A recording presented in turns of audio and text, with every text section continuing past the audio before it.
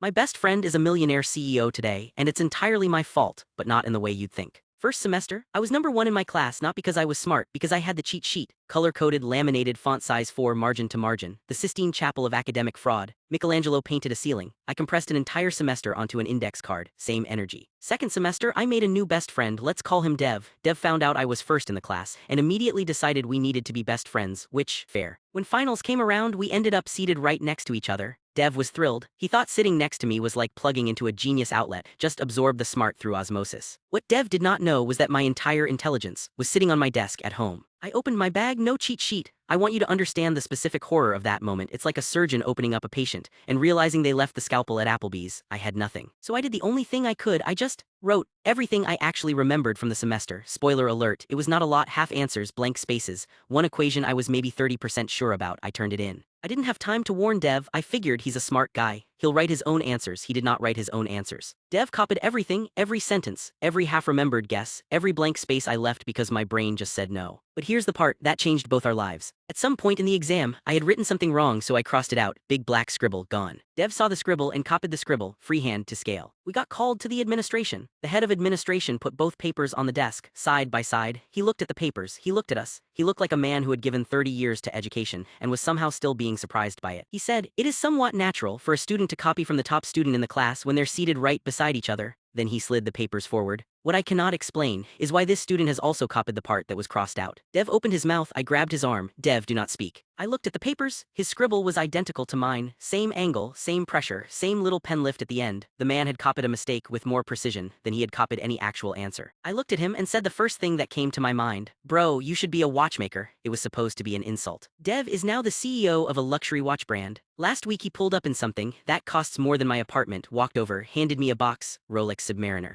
He said, "I never forgot what you said about the watchmaker thing, the attention to detail, the precision. You believed in me before I believed in myself." I stood there holding a $20,000 watch that I earned by insulting my friend in an administration office 15 years ago. I am wearing it right now. Dev, if you ever see this, you copied a scribble and built an empire. I don't know whether to be proud of you or terrified of you, probably both.